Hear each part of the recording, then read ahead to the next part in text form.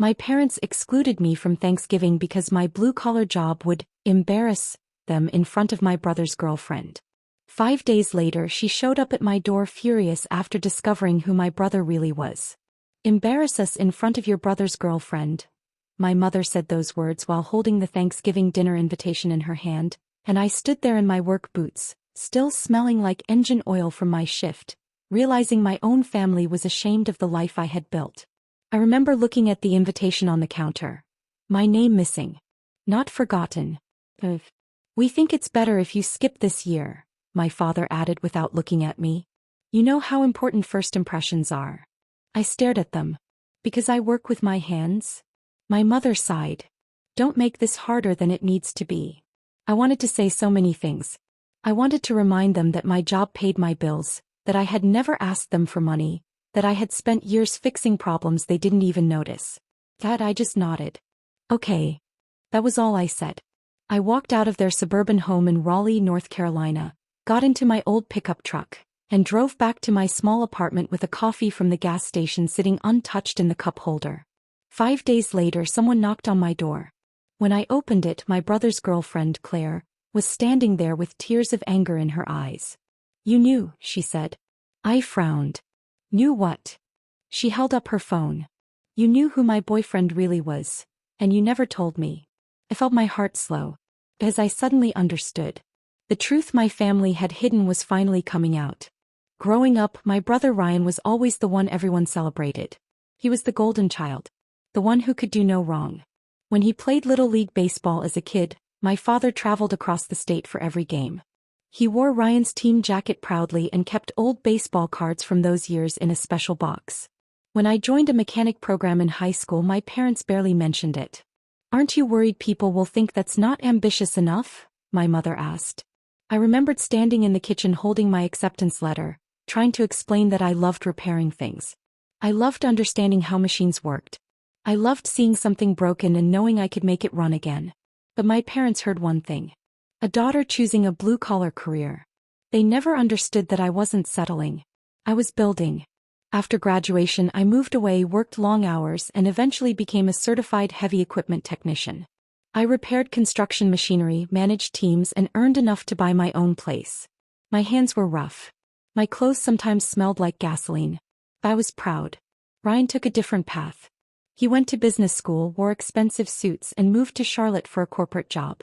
Every family gathering became a conversation about his achievements, his promotions, his meetings, his future. Mine was usually reduced to, "She fixes machines." That was the sentence they used whenever someone asked what I did. Like it was something they needed to apologize for. The Thanksgiving incident happened because Ryan brought Claire home for the first time. My mother spent weeks preparing. New decorations, fancy dishes, a perfectly planned dinner. I was excited too. I wanted to meet her. I wanted my brother to be happy. But when I arrived at my parents' house after work, my mother pulled me aside. "You're still wearing that?" I looked down at my clean jeans and work boots. "I came straight from the shop." She lowered her voice. "Claire's family is very successful. We don't want her getting the wrong idea about us." I almost laughed. The wrong idea? About them? Not me. That night after I left, I sat in my apartment at 3 a.m. watching late-night television with the sound barely turned on. I couldn't sleep. My mind kept returning to my mother's face. The embarrassment. The disappointment. I eventually walked into my kitchen and opened the refrigerator. The cold light filled the dark room and I stood there staring at leftovers I didn't feel like eating. That was when I decided something. I was done trying to prove I deserved a seat at a table where people kept moving my chair. 5 days later, Claire appeared at my door. I invited her inside. She looked around my apartment, noticing the framed certificates on my wall, the photos from work projects, and the awards I had received for safety and leadership. "I didn't know," she whispered. I poured her coffee. "Know what?" She looked down. "Ryan isn't the person he told me he was." I stayed quiet. She took a deep breath. "Last month he told me he was leading a major construction equipment division. He made it sound like he built everything himself." I felt a strange feeling in my chest. Not satisfaction. Not anger. Just exhaustion.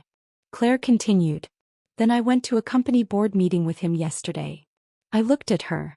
And her eyes filled with frustration. That's when I found out. I waited. She placed her phone on the table. On the screen was a company announcement. My company logo. My name.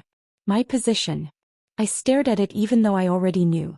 Because 2 years earlier, I had used my savings to buy a struggling equipment repair company. I rebuilt it, hired talented people, expanded operations, and turned it into one of the fastest-growing industrial service companies in the region. Ryan didn't work for some huge corporation. He worked for me. He was the regional manager I hired after he asked for a chance. I had kept it private because I didn't want family drama. I wanted my success to belong to me, not become another competition. Claire looked at me.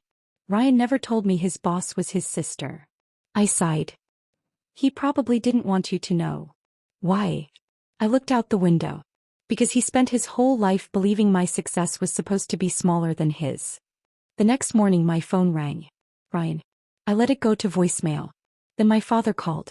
Then my mother. For the first time I didn't rush to answer. I sat with my coffee watching sunlight spread across my apartment floor. I realized something. The people who had spent years making me feel invisible had always seen me. They just didn't like what they saw. They wanted me to be the quiet daughter. The one who worked hard but never outshined anyone. But I wasn't that person anymore. I was the woman who built something with her own hands. The woman who showed up when things were broken. The woman who finally stopped asking for permission to be proud. Later that week, I accepted an invitation to have Thanksgiving dinner with Claire and her family. No judgment. No pretending. Just a simple table filled with people who actually wanted me there. And as I drove home that night, I looked at my hands on the steering wheel. The same hands my family once looked down on. The same hands that built my future. For the first time in years I smiled. Because I finally understood. Being underestimated was never my weakness. It was the reason I learned how strong I could become. If this story inspired you, please take a moment to like and subscribe for more emotional stories about strength, family, and overcoming challenges. Thank you for watching and sharing this journey with us. Your support helps us continue creating stories that remind us of courage, self-worth, and the power of believing in yourself.